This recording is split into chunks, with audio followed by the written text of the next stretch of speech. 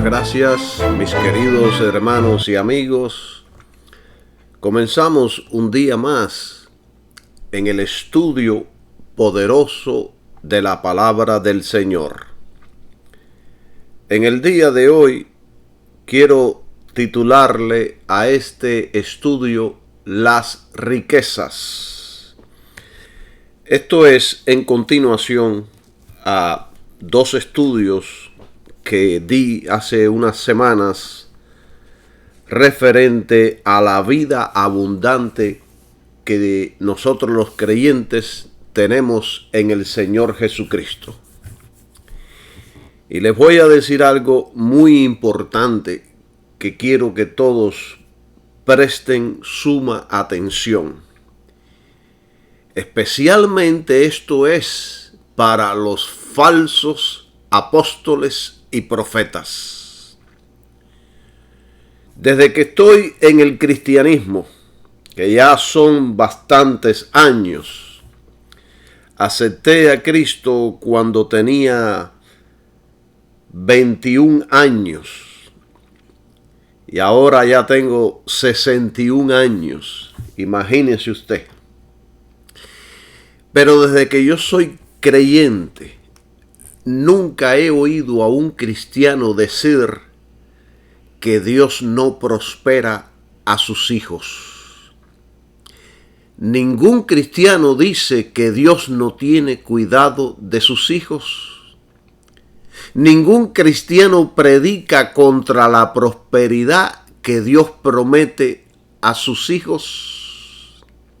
Ningún cristiano enseña que es la voluntad de Dios que vivamos en miseria y pobreza.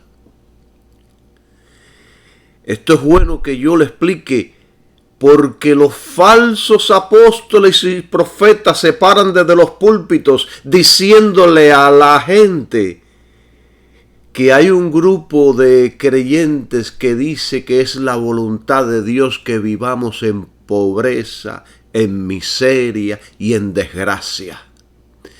Eso no lo enseña ningún creyente de Jesucristo.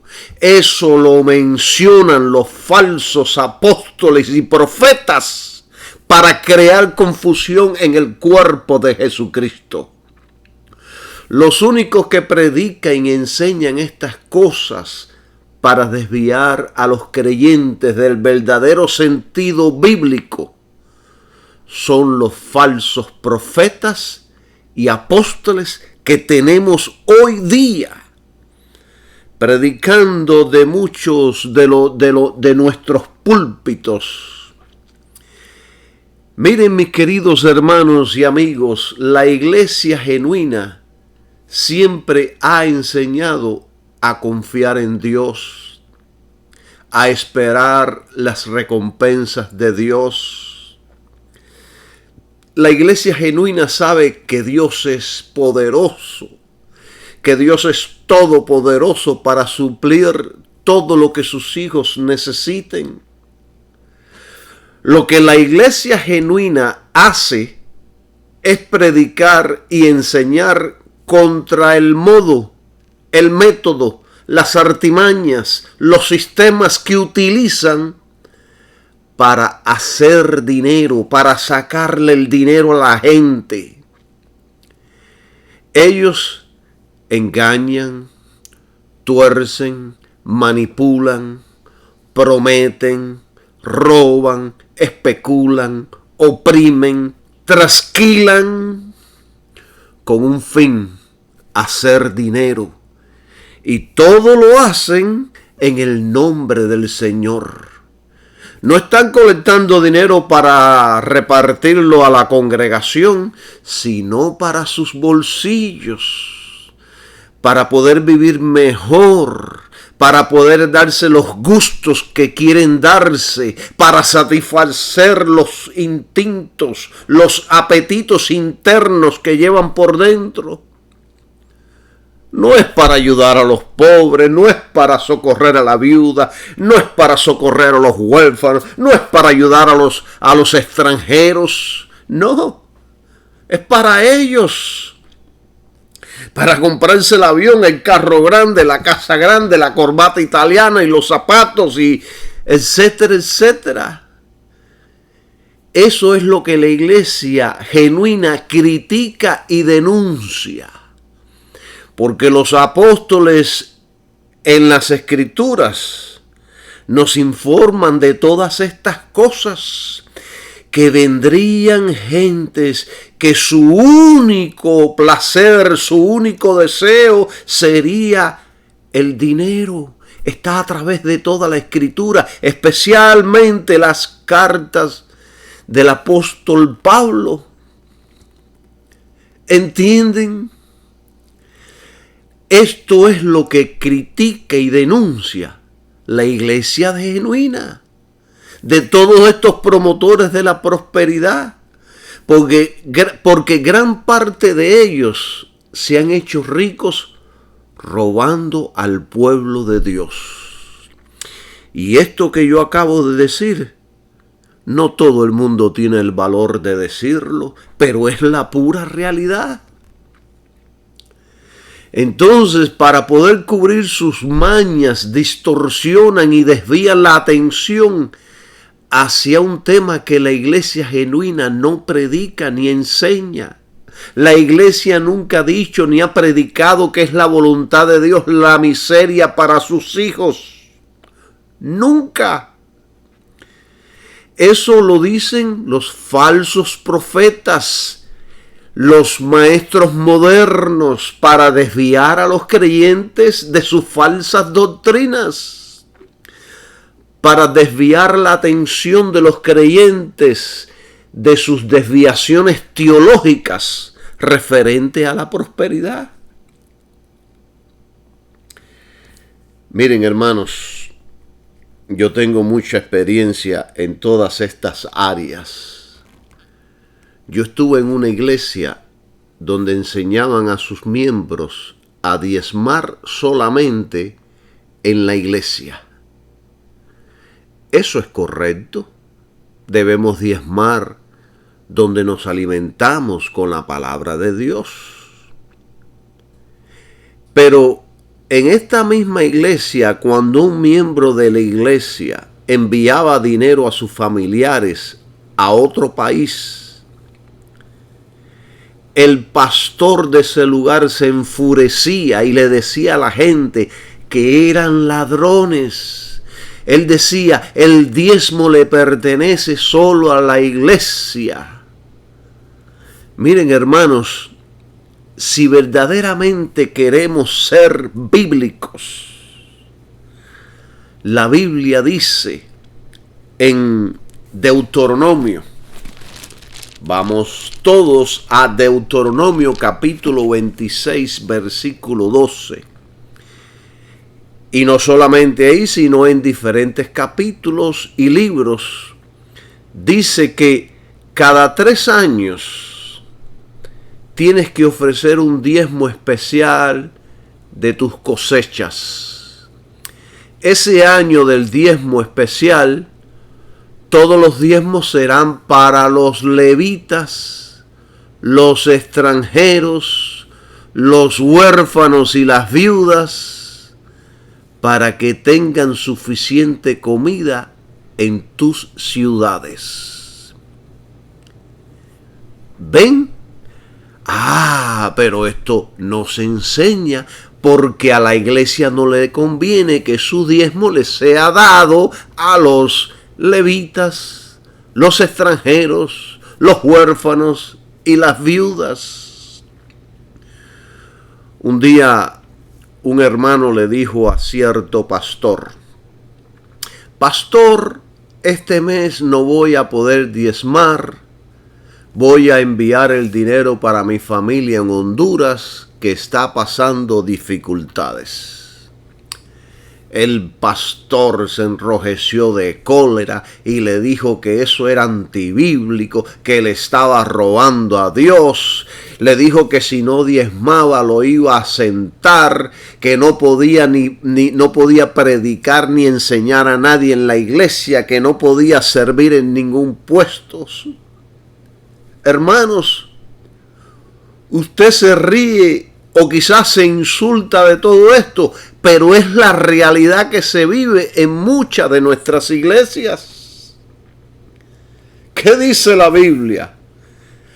Aquellos que se niegan a cuidar a sus familiares, especialmente los de su propia casa, han negado la fe verdadera y son peores que los incrédulos. Primera de Timoteo 5:8. Y Jesucristo criticó a estos religiosos que decían que no podían ayudar a sus padres porque todo lo que tenían era el diezmo para Dios. Si vamos a la Biblia, a Marcos capítulo 7, versículo del 9 al 12, en la Nueva Traducción Viviente, dice así: ustedes esquivan hábilmente la ley de Dios para aferrarse a su propia tradición. Por ejemplo, Moisés les dio la siguiente ley de Dios: honra a tu padre y a tu madre. Y cualquiera que hable respetuosamente de su padre o de su madre tendrá que morir. Sin embargo, ustedes dicen que está bien que uno le diga a sus padres: lo siento, no puedo ayudarlos porque he jurado darle a Dios lo que les hubiera dado a ustedes. De esta manera, ustedes permiten que la gente desatienda a sus padres necesitados. Están viendo que la palabra de Dios lo habla y lo explica todo, queridos hermanos. Entonces, si nosotros actuamos así, el siguiente versículo del capítulo 13, del versículo 13, después de ahí en Marcos 7:13, dice que si actuamos así de esa manera, ignorando a nuestros familiares que necesitan ayuda, anulamos la palabra de Dios, invalidamos la palabra de Dios, desobedecemos la palabra de Dios. Porque alguien nos vino a decir que teníamos que ayudar a la iglesia solamente. Yo no estoy dando aquí licencia a nadie para tomar los diezmos y darlos siempre a sus familiares. Usted debe actuar con sabiduría. Hay muchos familiares que son vivos y quieren vivir de usted. Hay muchos que no quieren trabajar, se la pasan todo el día durmiendo y comiendo. Pero cuando son casos reales donde usted ve a una verdadera necesidad, usted tiene permiso para tomar el diezmo, su ofrenda y ayudar a su familia. Después de que haya cubrido esa necesidad, siga apoyando a su iglesia y a su comunidad. Esté seguro que donde usted diezma se esté predicando y enseñando el genuino evangelio. Usted chequee la tierra donde usted está sembrando. De lo contrario, estará diezmando para el diablo. Y sé que esto es duro, esto es serio de lo que yo acabo de decir, pero yo tengo que decirlo y tengo que repetirlo. Muchas iglesias hoy día son sinagogas de Satanás. Y si usted le está dando el diezmo y le está dando su ofrenda a estas sinagogas de Satanás, usted está diezmando y alimentando la obra del diablo. Pero esto no lo predican ni lo enseñan, porque hay mucha maldad, hay mucho fraude, queridos hermanos. Mire el fruto. Mire a dónde está yendo su diezmo, dónde se está invirtiendo, qué están haciendo con el diezmo. ¿Se lo están gastando en ellos o en la obra del evangelio? ¿En ellos o en ayudar a la comunidad? Yo recuerdo un pastor que decía: Si usted viene a la iglesia para conseguir ayuda financiera, se equivocó de lugar. Esto no es un banco. Esto no es una obra benéfica. Hermanos y amigos, este es el fruto de la religión. La iglesia debe estar dispuesta a suplir cualquier necesidad si tiene los recursos. Pero la mayoría de las veces no quieren ayudar porque el dinero que reciben ya está comprometido para la casa grande, el auto grande, el filete miñón y los zapatos grandes. Yo les digo un misterio, pero en realidad no es un misterio porque está escrito en la Biblia. Será por todas estas cosas que Jesús les dirá a muchos: apartaos de mí, hacedores de maldad, nunca los conocí. Dice la Biblia, y vamos a leer un poquito en Mateo capítulo 25, del versículo 31 al 46. Aquí habla sobre el juicio de las naciones. Y dice así la palabra del Señor: cuando el Hijo del Hombre venga en su gloria, y todos los santos ángeles con él, entonces se sentará en su trono de gloria, y serán reunidas delante de él todas las naciones, y apartará los unos de los otros, como aparta el pastor las ovejas de los cabritos, y pondrá las ovejas a su derecha y los cabritos a su izquierda. Entonces el rey dirá a los de su derecha: venid, benditos de mi Padre, heredad el reino preparado para vosotros desde la fundación del mundo. Porque tuve hambre y me disteis de comer, tuve sed y me disteis de beber, fui forastero y me recogisteis, estuve desnudo y me cubristeis, enfermo y me visitasteis, en la cárcel y vinisteis a mí. Entonces los justos les responderán diciendo: Señor, ¿cuándo te vimos hambriento y te sustentamos, o sediento y te dimos de beber? ¿Y cuándo te vimos forastero y te recogimos, o desnudo y te cubrimos? ¿O cuándo te vimos enfermo o en la cárcel y vinimos a ti? Y respondiendo el rey les dirá: de cierto os digo que en cuanto lo hicisteis a uno de estos mis hermanos más pequeños, a mí lo hicisteis. Entonces dirá también a los de la izquierda: apartaos de mí, malditos, al fuego eterno preparado para el diablo y sus ángeles. Porque tuve hambre y no me disteis de comer, tuve sed y no me disteis de beber, fui forastero y no me recogisteis, estuve desnudo y no me cubristeis, enfermo y en la cárcel y no me visitasteis. Entonces también ellos le responderán diciendo: Señor, ¿cuándo te vimos hambriento, sediento, forastero, desnudo, enfermo o en la cárcel y no te servimos? Entonces les responderá diciendo: de cierto os digo que en cuanto no lo hicisteis a uno de estos más pequeños, tampoco a mí lo hicisteis.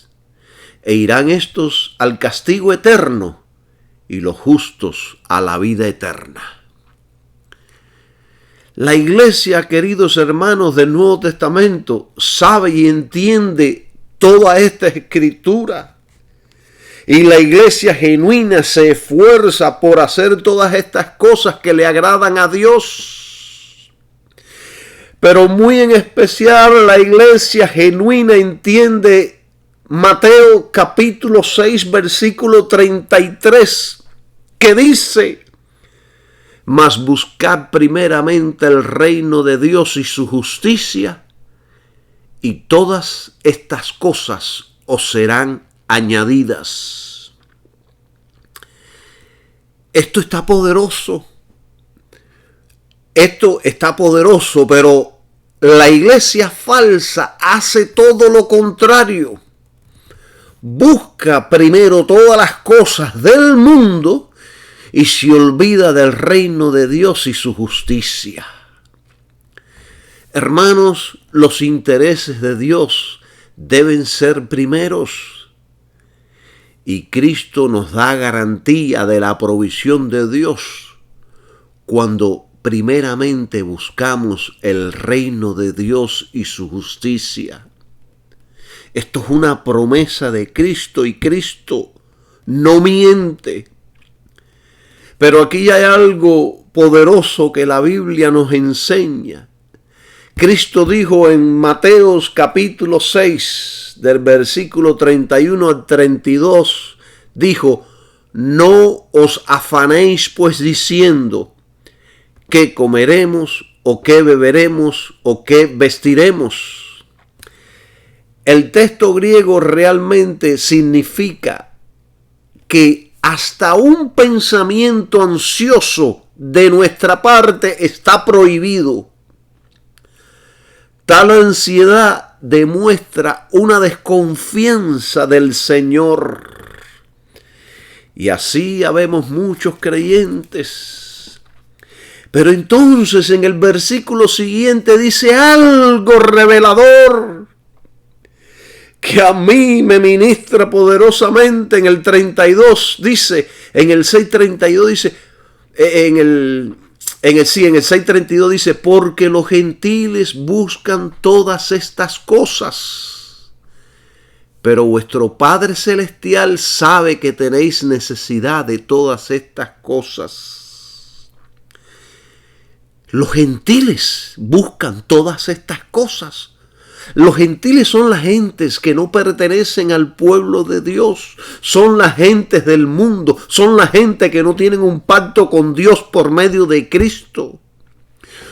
Por lo tanto, ellos no tienen arte ni parte en la economía de Dios. Y básicamente por eso se gastan buscando las cosas del mundo. Viven ansiosos buscando la comida, la bebida, el vestido, el dinero, etcétera, etcétera. O sea que la gente del mundo que no conoce a Dios, que no confía en Dios, dice Jesucristo que son los gentiles los que hacen esto. Son ellos los que buscan todas estas cosas, no el Hijo de Dios.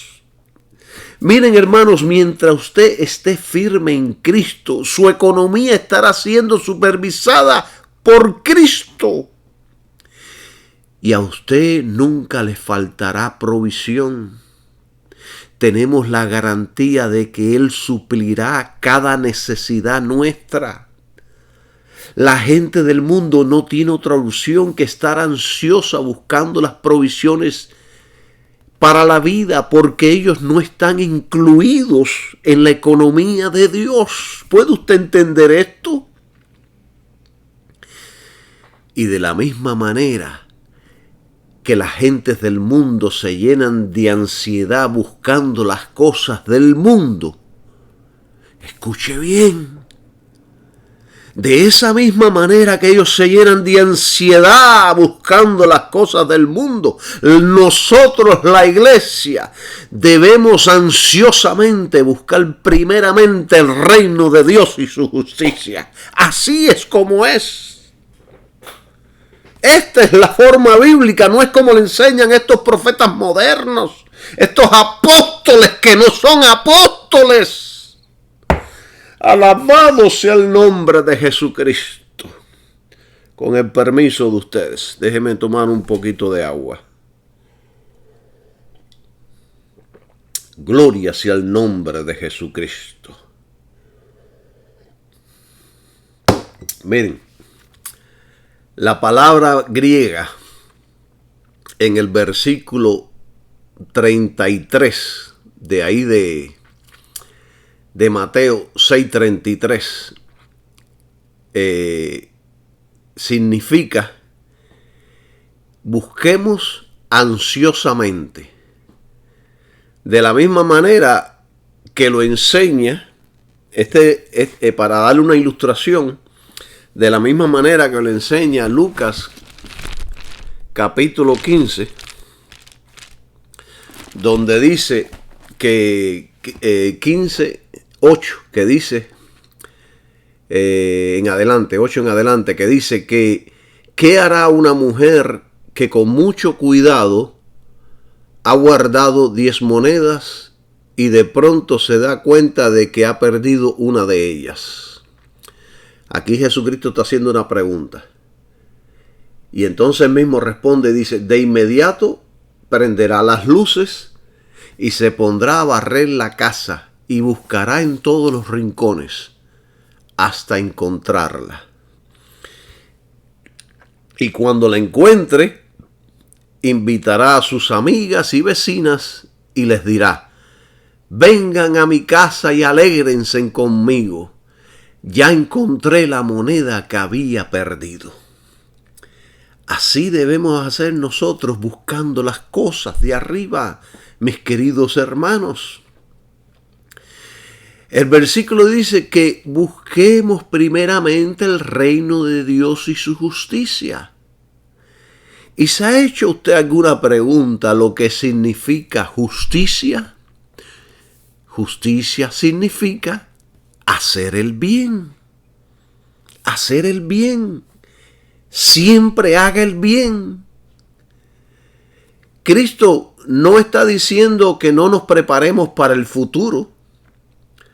Es bueno prepararse, pero la preocupación sobre el futuro es la que este versículo está condenando. Hermanos, hay gente que no pueden vivir felices porque diariamente están preocupados, ansiosos por el mañana. Y es por eso por lo que viven vidas tristes, sin fe, sin esperanza, amargados. No pueden ya ni sonreír. El trastorno de ansiedad generalizada se caracteriza por una ansiedad y una preocupación persistente y excesiva por actividades o eventos, incluso asuntos comunes de rutina. La preocupación es desproporcionada con respecto a la situación actual. Ponen las cosas mucho más allá de lo que son. El problema lo hacen más grande de lo que es. Les es difícil controlar y esto afecta la forma en que te sientes físicamente. Yo creo que esto afecta a todo el sistema, cuerpo, alma y espíritu. El miedo al futuro viene muchas veces por la inestabilidad económica, social, familiar o por alguna enfermedad. Pero muchas veces vienen sin motivos, por situaciones que están en el futuro.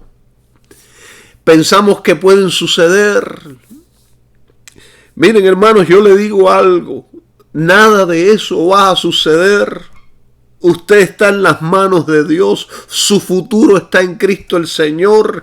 Y la Biblia dice que si Él cuida de los pajaritos, ¿cuánto más cuidará de usted y de su familia?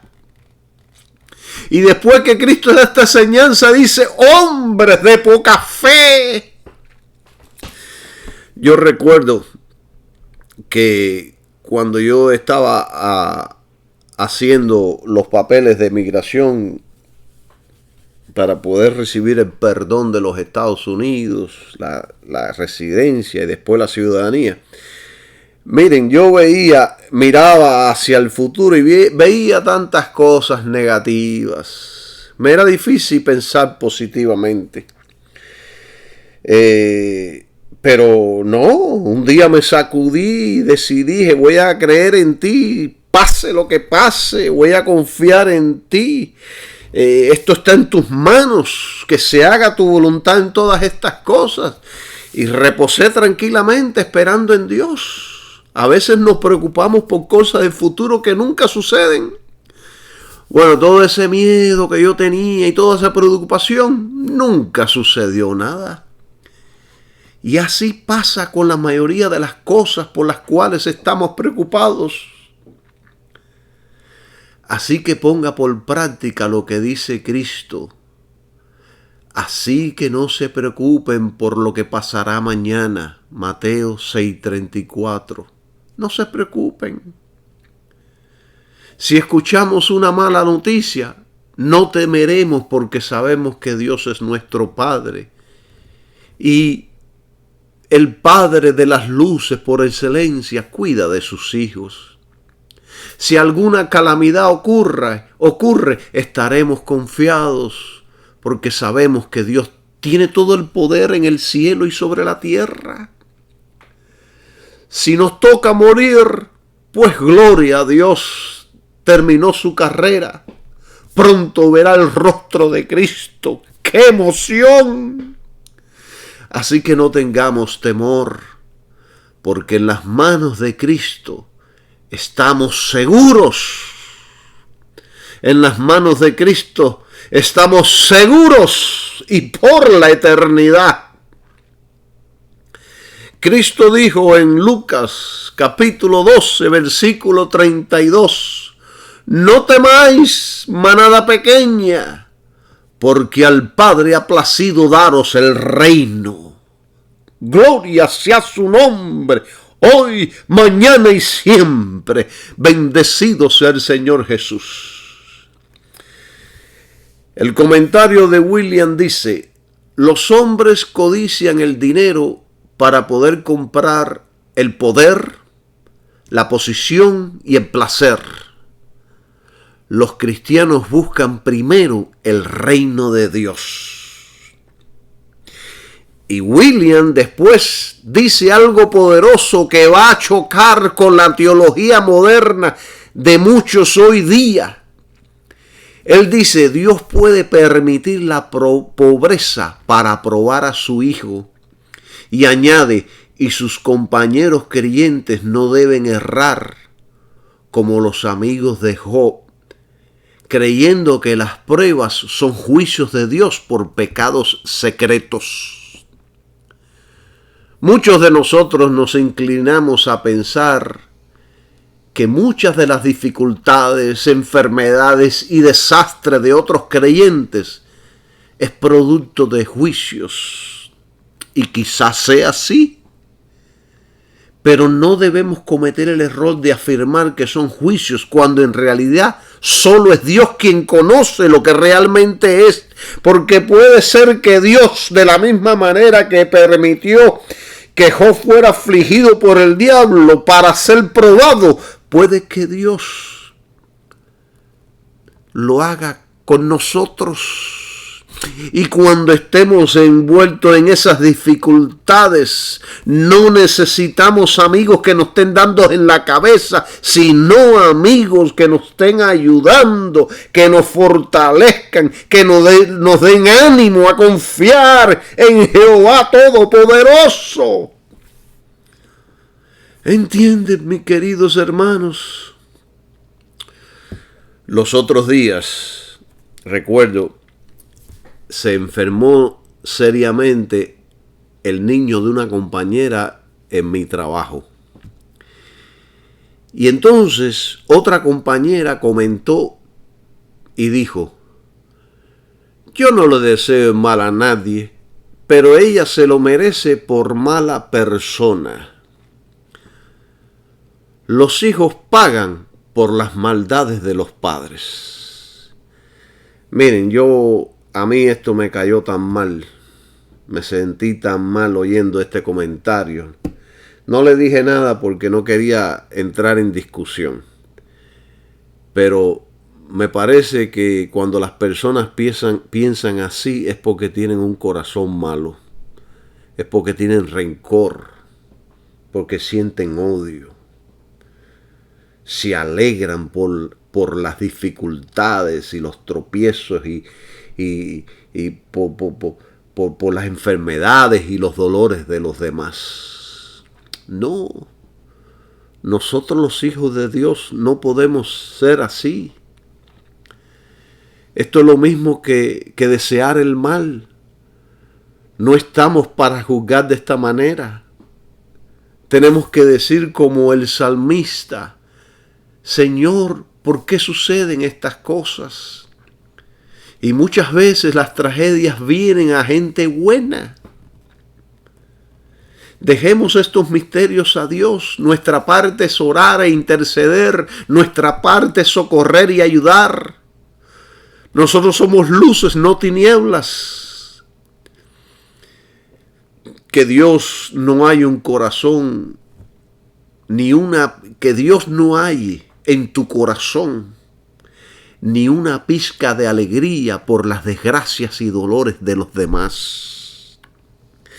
El único que puede juzgar justamente es Dios. Es más, si Dios fuera a juzgar, estuviera con el látigo ya en la mano, los primeros que seríamos cortados fuéramos tú y yo. Si somos radicales en estos asuntos, estaríamos cortando cabezas de izquierda a derecha. Pero gracias a Dios que Dios no actuó así. De lo contrario, ya nuestra cabeza habría rodado desde hace mucho tiempo. Hagamos el bien a todos, aún a nuestros enemigos. Yo sé que esto es un mandamiento difícil, pero la Biblia dice que debemos de beber y debemos de comer aún a nuestros enemigos. Escuchen, hermanos, si usted posee riquezas materiales, pues disfrute su abundancia, comparta con los necesitados y aporte para la obra del Evangelio. Ayude a los levitas, los extranjeros, los huérfanos y a las viudas. Ayude a los desamparados. Pero no enséñale a la gente que la vida abundante que Dios da son las riquezas y los bienes materiales, porque eso es antibíblico. Si usted realmente se lee toda la Biblia, usted verá que eso es antibíblico. A todos nos gustaría ser ricos materialmente, pero desafortunadamente eso no será posible para todos. Cuando un predicador le dice que todos vamos a ser ricos materialmente, les está mintiendo, los está tratando de confundir. Decir que todos seremos ricos materialmente es una abominación al texto bíblico. Ni aun cuando estemos en gloria seremos recompensados igualmente, sino que las recompensas serán de acuerdo de cómo edificamos en el Señor. Pero todos sí podemos ser ricos espiritualmente en Jesucristo. Yo lo voy a probar esto con la Biblia. Primera de Corintios, capítulo 3, del 11 al 14. Mire qué poderosa está esta palabra. Porque nadie puede poner otro fundamento que el que está puesto, el cual es Jesucristo. Y si sobre este fundamento alguno edificare oro, plata, piedras preciosas, madera, heno, hojarasca, la obra de cada uno se hará manifiesta, porque el día la declarará, pues por el fuego será revelada, y la obra de cada uno, cual sea, el fuego la probará. Si permaneciere la obra de alguno que sobreedificó, recibirá recompensa. Esto está poderoso. Cualquier cosa como fundamento doctrinal, como nuestra fe, que no sea Jesucristo y la cruz, es inaceptable a Dios. Jesucristo es la manifestación de Dios en un cuerpo físico, y lo que Él hizo, la redención por medio de la cruz, es nuestro fundamento.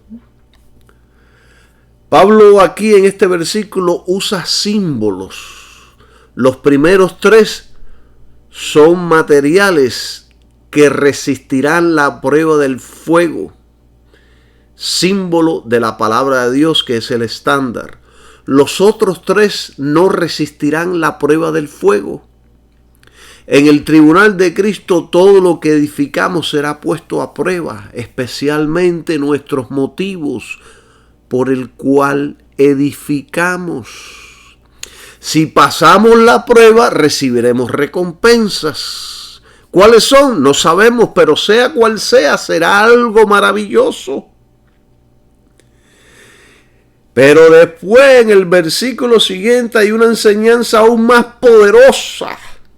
Dice ahí, en el versículo 15, dice, si la obra de alguno se quemare. ¿Por qué? Porque edificó, en vez de edificar oro, plata y piedras, edificó madera, heno y hojarasca. Si la obra de alguno se quemare, él sufrirá pérdida, si bien él mismo será salvo, aunque así como por el fuego. Será salvo, pero no recibirá recompensas. Este versículo nos está diciendo que muchos sufrirán pérdidas de las recompensas, pero no de la salvación. O sea, que en la vida venidera con Cristo, algunos tendrán recompensas, otros no tendrán recompensas. Suficiente será la recompensa de la salvación. Hay personas que serán salvas a pesar del fuego, aunque el fuego de la palabra de Dios, sin duda alguna, quemará las obras impropias. El fuego no tocará nuestra salvación, que está en Cristo y la cruz. Eso no lo puede tocar nada. Usted es el único que se puede perder si usted abandona a Cristo. Pero mientras usted se permanezca ahí en Cristo y creyendo en ese sacrificio, no hay fuego que pueda quemar su salvación. Hay maestros que enseñan que todos los creyentes, tanto del Antiguo como del Nuevo Testamento, fueron ricos materialmente. Por supuesto, todo eso es falso. Quien eso enseña no conoce las Escrituras. Eso no es bíblico. De lo contrario, Dios estaría contradiciendo sus mismas palabras. Los otros días yo estaba escuchando a un pastor diciendo: Abraham, Isaac y Jacob fueron riquísimos, y la promesa es que usted también será riquísimo. Oiga, cada vez que yo escucho estas cosas, veo que no conocen la Biblia. Veo que están predicando libros que escribieron falsos apóstoles y ellos aprendieron de esos libros. Pero querido pastor, lea la Biblia. Miren, por supuesto que este pastor que dijo esto no conoce la Biblia. Y está enseñando lo mismo que otro enseñó, que tampoco conoce la Biblia. ¿Sabían ustedes, hermanos, que Jacob fue pobre materialmente hasta la edad de 40 o 50 años? Esto no lo enseñan ellos. ¿Saben por qué? Porque no conocen la Biblia. Este hombre tuvo que trabajar de gratis como si fuera un esclavo por alrededor de 20 años. Cuando era un joven tuvo que huir de su casa sin un centavo para terminar en las manos de un delincuente que se aprovechó de él utilizándolo para enriquecerse. Lo manipuló, lo utilizó, pero al final Dios revirtió todo el mal que le habían hecho para el bien porque se mantuvo buscando y creyendo en Dios. Es como dice la Escritura, todas las cosas nos ayudan a bien. ¿Qué sucedió en la vida de Jacob? Que la economía de Jacob estaba aumentando más que la de Labán. ¿Pero por qué aumentaba? Porque Dios estaba bendiciendo su economía. Esa es la clave de una economía saludable en los caminos del Señor. Cuando usted realmente fiera a Cristo, será Dios quien lo bendice en todas las áreas.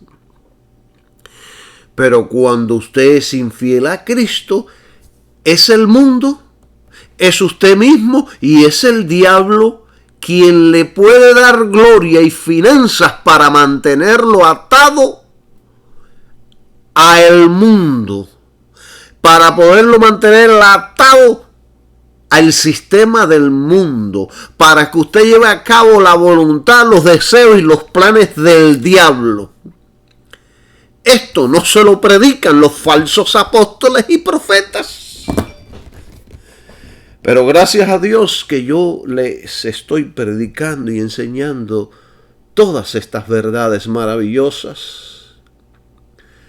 Queridos hermanos y amigos, claro que Dios prospera y lo hace a quien Él quiera.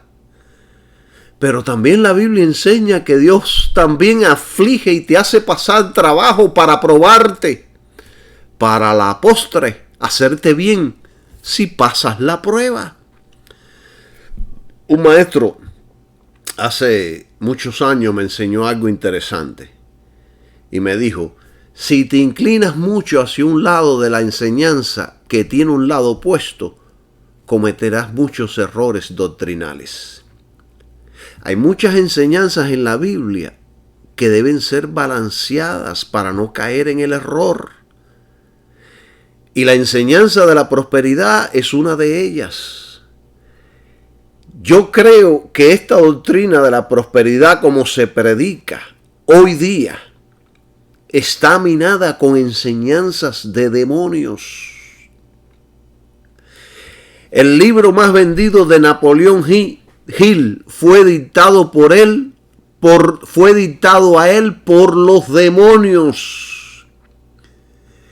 Y aún así, gran parte de la iglesia estudia y practica las enseñanzas de Napoleón. Aún advirtiéndosele a la iglesia sobre esto, siguen comprando y estudiando el libro de Napoleón. Ven qué tan bajo ha caído la iglesia, porque no hay discernimiento espiritual, ni hay temor de Dios. Hace unos domingos, fue el 9/4 del año 22, el ejecutivo de finanzas de Bed Bath & Beyond, Gustavo Arnal, se lanzó de su condominio, uno de los más prestigiosos edificios en la ciudad de Nueva York. Se quitó la vida. Este hombre era rico materialmente, pero parece que las posesiones, parece que las presiones empresariales lo tenían en la desesperación y decidió terminar con su vida. Oremos por su esposa e hijos. Porque mire, hermanos, en un estudio pasado, yo estuve hablando sobre la vida abundante. Este hombre vivía una vida abundante materialmente. Yo estuve hablando sobre la vida abundante que poseemos en Jesucristo. Cuando estamos en Cristo, Dios el Espíritu Santo nos da poder y resistencia para poder soportar las presiones de la vida. Pero además nos da un gozo tan profundo que la Biblia lo llama gozo inefable y lleno de gloria. Y el Espíritu Santo protege nuestra casa, nuestro templo, protege nuestra alma, cuerpo y espíritu para que no tomemos decisiones que nos puedan costar la vida. No importa la situación en la que nos podamos encontrar, el Señor nos dará resistencia y muchas veces gozo aún en medio de las tribulaciones. Usted puede que posea toda la riqueza material del mundo, pero las riquezas más grandes y poderosas son las espirituales. El mundo está lleno de prosperidad y de riquezas materiales, pero hay muy pocos llenos de riquezas espirituales. El mundo está lleno de dinero, pero de muy poca felicidad. Porque la felicidad no se encuentra en el dinero, sino en sentirse libre haciendo la voluntad de Dios. ¿Quién es más inteligente? ¿El que necesita mucho para vivir o el que necesita poco para vivir? El más inteligente es aquel que puede vivir, ser feliz y tener lo suficiente para la vida, sin estrés, sin perder el sueño, sin presión de las deudas, no ser esclavos al pecado, sino que vive una vida simple, llena de satisfacción y gozo. Alabado sea su nombre. Es por esa razón que cuando las presiones de la vida dan contra una casa, se desesperan, se hunden, y algunos, para terminar el dolor, se quitan la vida. Porque donde único hay realmente esperanza es para aquellos que han construido su casa sobre la roca, el Señor Jesucristo. Si has construido sobre la arena, que es el mundo, las filosofías, las religiones, el dinero, la codicia, la idolatría, las religiones, los conceptos humanos y sobre la ciencia, entonces su casa está fundada en la arena. Y cuando venga el temporal, no podrás resistir y caerá. Gloria sea el nombre de Jesucristo. Queridos hermanos y queridos amigos, Dios es quien nos da vida abundante en Jesucristo.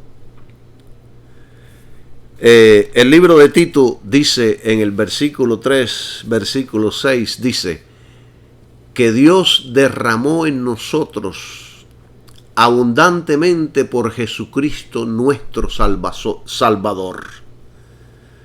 Dios derramó bondad y amor abundantemente sobre todos aquellos que creemos en su Hijo. La clave está su Hijo.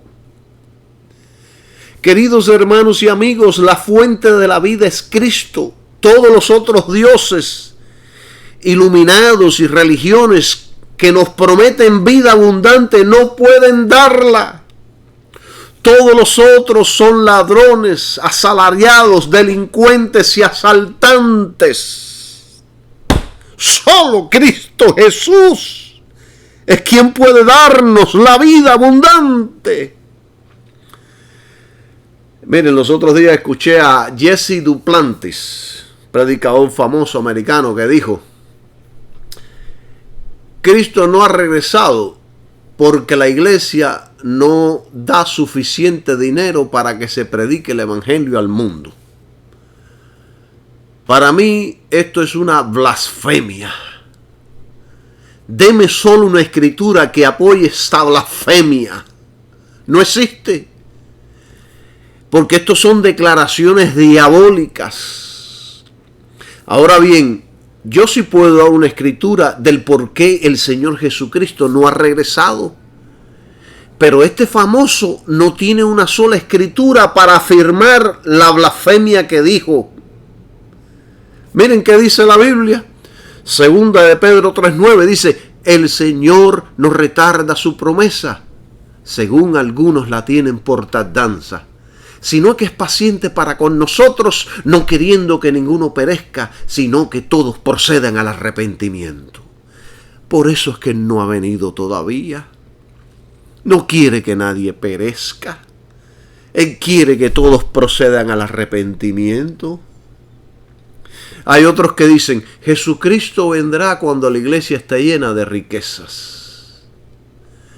Hermanos, yo les advierto una y mil veces, salga corriendo de una iglesia así. Lo están matando lentamente, lo están desangrando y usted no se da cuenta. Salga corriendo y escape por su vida. Usted se está congregando en una sinagoga llena de demonios, así como está escuchando. ¿Qué tipo de vida Cristo dijo que nos daría? No es meramente vivir y existir en esta tierra. Es tener una causa. Es el propósito y la razón de la vida. Es el privilegio de servir a Dios, por el cual el hombre fue originalmente creado. Es liberarnos de la esclavitud del pecado, del reino dictatorial de Satanás y de toda idolatría material de este mundo. No hay vida real apartados de Jesucristo. Si usted le pregunta a la gente hoy día y le dice, ¿cuál es el propósito de usted estar vivo? Algunos te van a decir, no sé, estoy vivo para vivir y un día morir. Amigo, ¿cuál es el propósito de usted estar vivo? ¿Comer, beber, gozar y después morirte? Hay gente que dice, disfruta la vida porque eso es lo que te vas a llevar. Pero para ellos disfrutar es vivir una vida de pecados. Para ellos disfrutar es dar rienda suelta a sus más profundos deseos de la carne. Pero no. Esa es la manera que el diablo utiliza para destruir, matar y robar. El diablo te ofrece el mundo con todos sus placeres y deseos para matarte, robarte y destruirte. Primera de Juan 2:16 dice, porque todo lo que hay en el mundo, los deseos de la carne, los deseos de los ojos y la vanagloria de la vida no proviene del Padre, sino del mundo. Pero la Biblia dice, en Primera de Juan 2:17, el versículo siguiente dice, y el mundo pasa y sus deseos, pero el que hace la voluntad de Dios permanece para siempre. El propósito de haber nacido para todo ser humano es para hacer la voluntad de Dios. El propósito de todo ser humano es conocer a Dios y a Jesucristo. Por supuesto que todos tenemos diferentes metas y deseos sanos y justos en nuestras vidas. Estudiar, casarnos, tener hijos, trazar metas, lograr, disfrutar, ser felices, etcétera, etcétera.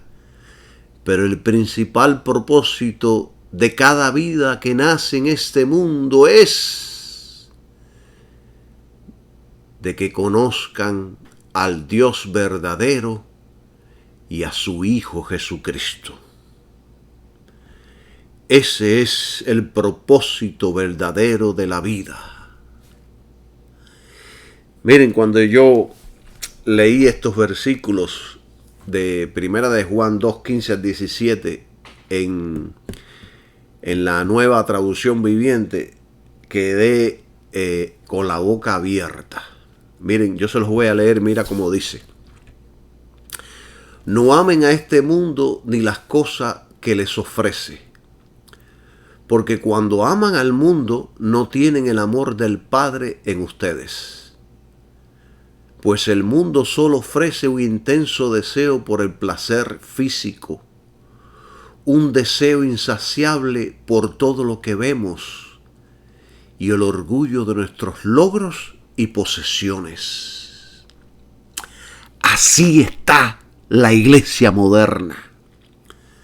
Nada de eso proviene del Padre, sino que viene del mundo. ¿Ven por qué esta gente tiene esos deseos? No son deseos del Padre, son deseos del mundo. ¿Y quién es el que está en el mundo? El diablo, los demonios. Repito, nada de eso proviene del Padre, sino que viene del mundo. Y este mundo se acaba junto con todo lo que la gente tanto desea. Pero el que hace lo que a Dios le agrada, vivirá para siempre. Bendiciones para todos y que tengan un maravilloso día. Amén.